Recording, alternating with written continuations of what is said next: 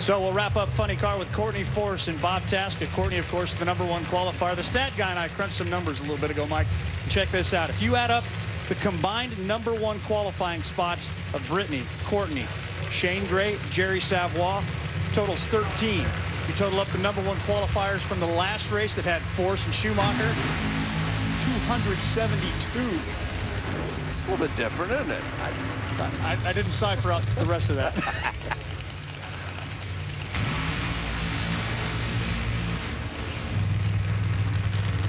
Burnouts complete. Meanwhile, at the top of the hill, a long way away from those burnouts, here's Matt Hagan.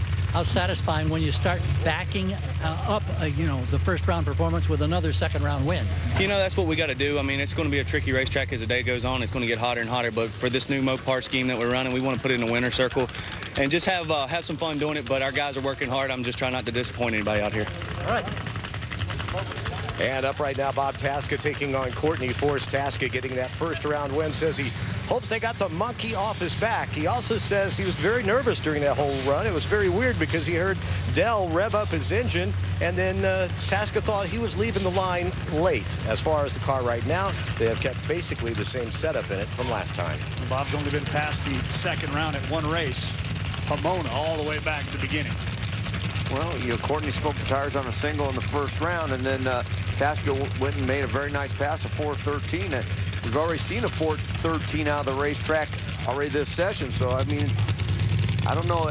You know, you don't know the combination. And I want to ask you this, Ed. When you don't really know the combination that much, it goes out and runs a 13, what do you do?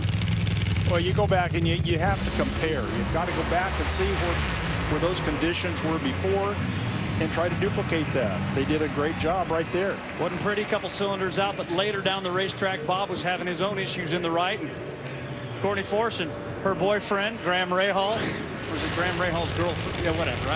Don't go there. You got in trouble for that the other night. Yeah. I'm in trouble. Yeah, well, you know, you saw Courtney down tracks. Look, I had cylinders. I couldn't tell if it spun the tires to put the cylinder. Watch the left side of your screen. Nope, just flat put the cylinders out when they probably took some timing out, as you say, Ace, just to make sure it goes down the racetrack. So the semifinal matchups in Funny Car today will pit Courtney Force versus Matt Hagan. Give the lane choice to the driver of the Dodge. On the other side, Alexis DeJoria and John Force. Might we see a father-daughter final? It certainly is in the cards today. Been great catching up with the legend, Ed the Ace McCullough, a 22-time national event winner, 6-time U.S. Nationals winner. But I can't let you get away without putting you on the spot at least one way. You worked for the Don Schumacher, the Don Perdome. You also worked for the Colettas. What was the best boss you ever had? Oh, gee, you know, that's really hard to say. I mean, I love Conrad.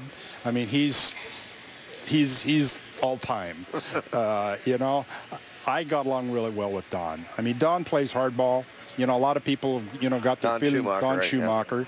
And I mean, he treated me well. We had our ups and downs, but today we're good friends. It's all good. But I don't know, Conrad, he's the rad man. I mean, they have a lot of fun over there, and I really love all of those guys. What would the snake say, though? Hey, let me tell you something, kid. I was the guy. Great seeing you, Ace. Thank you. Thanks for joining us.